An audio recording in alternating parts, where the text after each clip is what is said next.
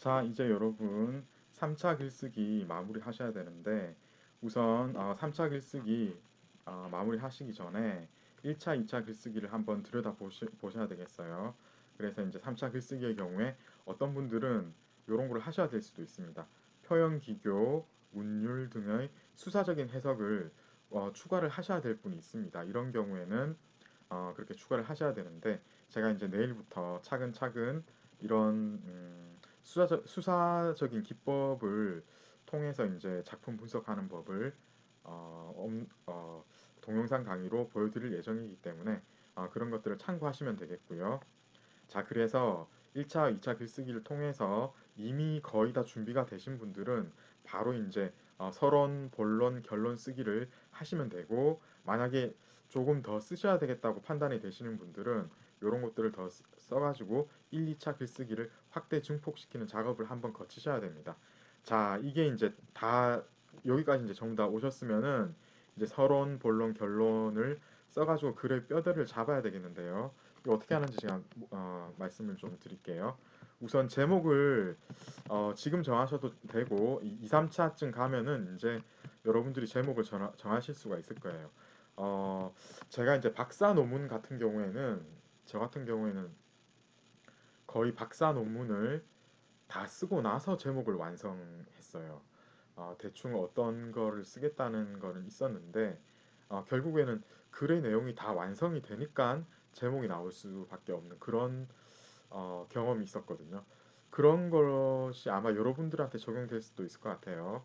혹은 이제 처음부터 바로 이렇게 이제 제목이 나오실 수도 있겠지만 끝까지 가서 제목하고 여러분들의 이 글의 내용은 어떤 식으로 연관관계가 있는지를 보셔야 됩니다. 그래서 저 같은 경우는 이제 여기서 두보의 삶과 시창작의 관계에 대해서라고 제목을 정하고 특히 이제 이게 알록산의 난 전후로 일어난 사건과 두보의 두 시작품을 분석하는 것을 제가 이제 가정을 하고 이렇게 글을 쓰고 있기 때문에 전란기 체험을 중심으로 라는 부제를 이렇게 달았습니다. 여러분 이제 서론을 쓰셔야 되겠는데 이후에는요. 서론 들어가며 뭐 이렇게 여러 가지 제목을 뭐 입맛에 맞는 대로 쓰시면 되겠고 중요한 거는 글의 주지를 그러니까 이제 이 전체 글의 핵심 메인 아이디어 영어로는 topic sentence라고 합니다. topic sentence를 여기다 쓰셔야 되겠어요.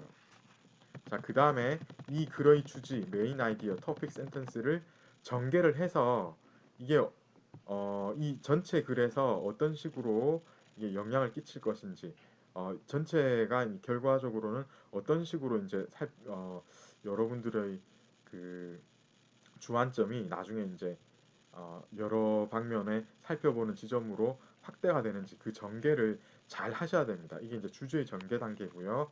자, 그리고 이 서론의 마지막에는 방법론을 소개하셔야 됩니다. 어떤 식으로 글을 써 나갈 것인지 앞으로. 예, 그래서 요 총 세 가지를 서론에서 밝히셔야 되는데 먼저 글의 주지는 뭐 1, 2, 3번이라고 제가 했는데 이렇게 하셔도 되고 이렇게 하셔도 되고 이렇게 하셔도 되고 어차피 그 주된 내용은 똑같은데 끝에하고 앞에가 약간씩 달라요. 첫 번째 한번 제가 보겠습니다. 두보의 삶을 살펴보면 그가 인생 역정을 통해 직접 핍진하게 체험하는 인생 군상의 다양한 양상이 그가 뛰어난 시를 창작하게 하는 원동력이 되었다는 결론에 이르게 된다.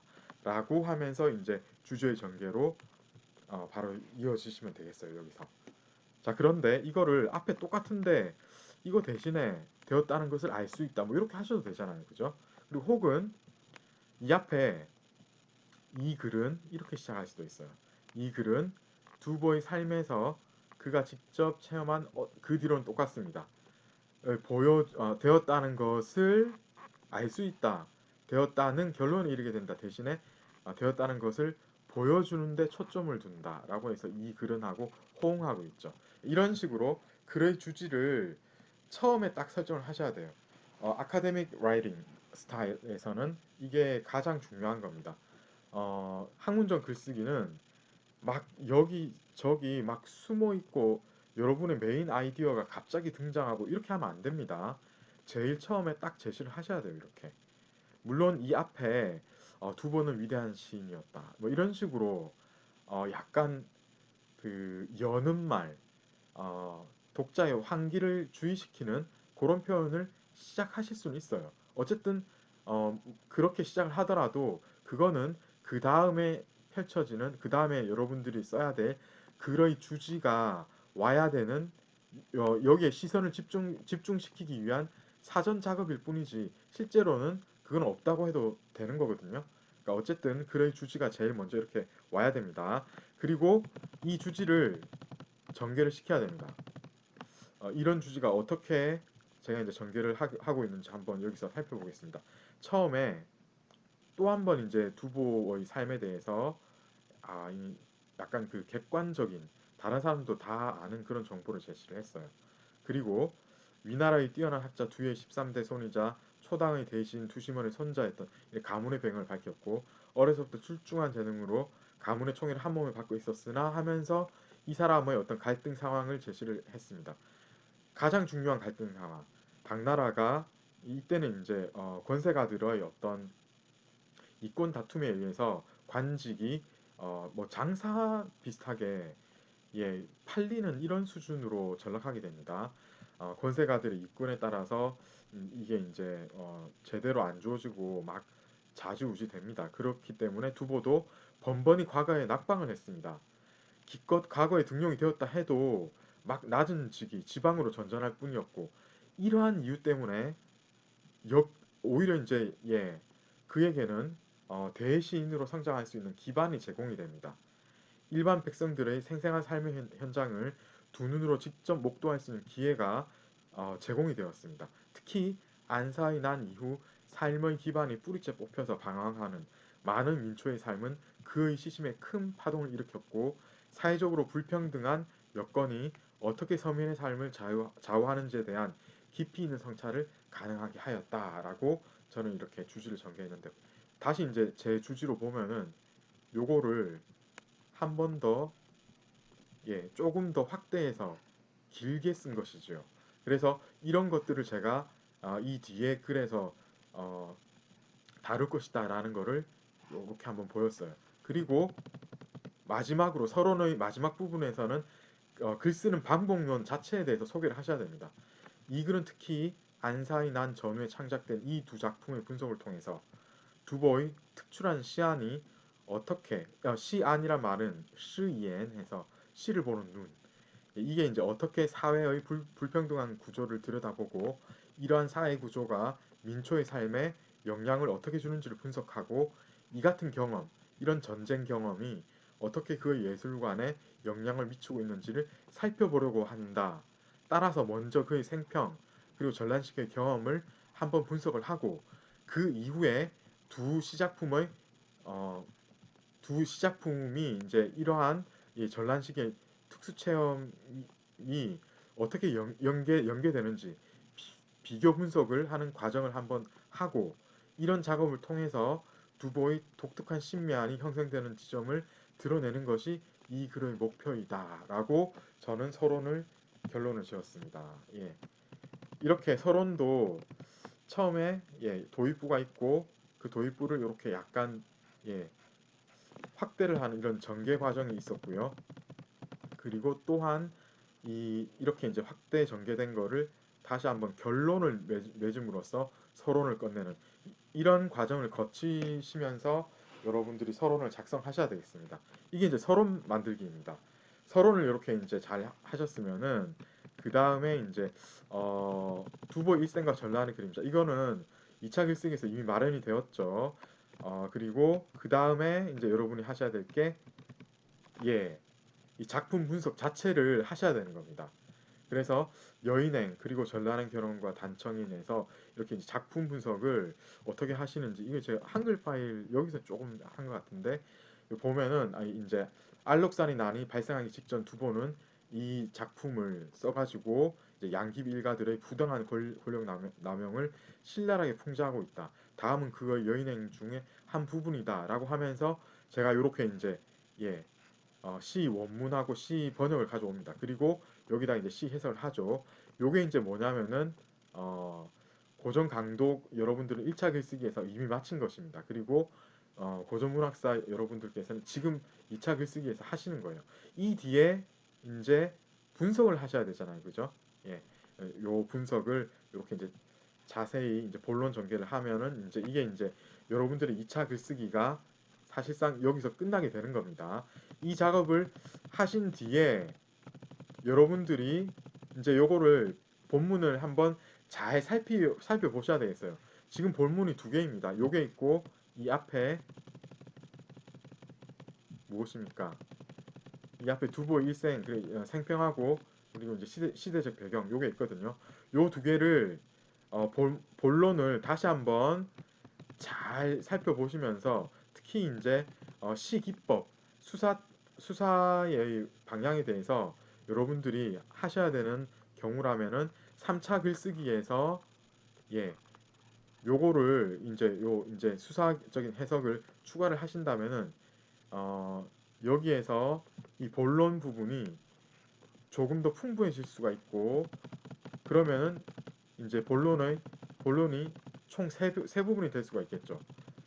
예, 처음에 이제 생평하고 시대적 배경 그리고 그다음에 이제 이 생평하고 시대적 배경을 원시하고 이렇게 연결한 부분이 있고 여기에다가 다시 이제 여러분이 수사적인 표현에 대해서 한 번 더 설명을 하실 수 있겠습니다.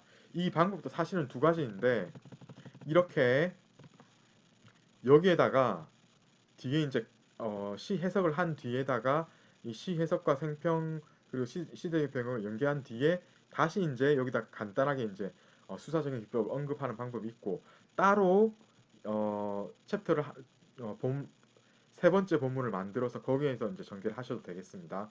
어느 쪽이든 여러분들께서 타당하다고 생각되는 방법으로 이렇게 하시면 되겠고 이렇게 하면은 여러분들이 이제 본문이 준비가 됩니다. 자, 그리고 결론을 이제 작성을 하셔야 되겠는데요. 자, 그래서 음, 결론 부분도 이제 결론이라고 하시든지 나오며 하시든지 끝맺음이라고 하시든지 이 방법도 아주 다양하겠습니다. 이렇게 이제 소제목을 다시고요. 그 다음에 결론에 해당하는 문장을 먼저 제시를 하셔야 되겠습니다. 그 다음에 이러한 결론 진술문을 예, 조금 보충하는 문장을 여기다가 조금 길게 쓰셔야 되겠어요. 마지막에 이제 마무리하는 문장으로 끝맺으면 되겠습니다. 그래서 여기서 이제 보시면은 제가 이제 결론에 해당 문장을 이렇게 시작을 합니다. 이 글은 두보의 다양한 인생을 체험 중에서 특히 안사의 난 전후 시기가 그의 사회적인 비판의식과 예술관의 형성에 어떤 위상을 차지하고 있는지를 분석하였다. 그가 상류층, 중류층 그리고 하류층의 다양한 삶을 직접 목도한 사실이 여인행과 단청과 같은 작품을 생산하게 되는 배경이었다고 할 수 있다. 이런 식으로 쭉 전개를 하면서요. 여기에 대해서 보충하는 문장을 또 쓰셔야 됩니다. 그래서 이제 여인행하고 단청인 같은 경우에 여인행에서 두 번은 뭐라고 어떤 식으로 여러분들이 본론에서 이제 쭉 나온 부분 있잖아요.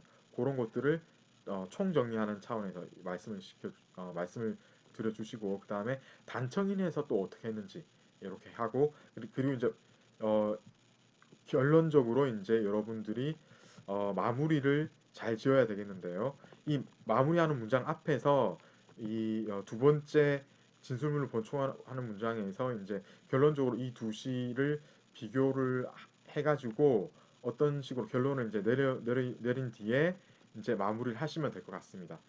이 글을 통해서 여러분들이 이제 어떤 것을 느끼셨는지 그리고 이 글을 통해서 여러분들이 어, 어떤 성과가 있었는지 그리고 혹시 미진한 부분이 있었다 조금 부족한 부분이 있었다면 어떤 부분을 앞으로 이제 더 할 수 있는지 그런 부분 그러니까 마무리하는 문장은 대부분은 지금까지 여러분들이 한 작업이 어떠한 의의가 있는지 예, 그의 의의에 대해서 밝혀주시고 그리고 이후 목표 제시 뭐 이 정도 하시면 되겠어요. 자 이렇게 하면은 여러분들 결론이 예, 끝나게 됩니다. 자 이렇게 해서 이제 서론, 본론, 결론을 여러분 다 잘 쓰셨으면은 이제 글의 뼈대가 제대로 잡혔기 때문에 이렇게 된 뒤에는 서론, 본론, 결론을 처음부터 한번 살피셔야 되겠어요. 그래서 어, 네. 그래서 이제 서론, 본론, 결론을 잘 한번 더 특히 이제 본론을 조금 더 전개하실 필요가 있다고 생각될 수도 있을 거예요, 여러분이. 서론, 본론, 결론을 처음부터 쭉 한번 살펴보시면은 서론과 결론 다른 거는 그렇게 어렵지가 않거든요. 그런데 이 서론에서 얘기한 것 그리고 본론에서 마무리 지은 것과는 다르게 아니 결론에서 마무리 지은 것과는 다르게 본론의 내용이 약간 뭔가 좀 맞지 않고 핀트가 어긋나거나 아니면은 이 본론의 내용이 조금 부실하다는 제 경험상 그럴 때가 좀 있거든요. 그런 경우에는 이제 본론을 조금 더 손질을 하시면 되겠습니다. 이러면서 다시 한번 서론, 본론, 결론을 잘 살피시면은 3차 글쓰기 마무리가 되겠습니다. 자, 이상에서 3차 글쓰기 마무리를 어떻게 하는지에 대한 가이드를 마치도록 하겠습니다. 감사합니다.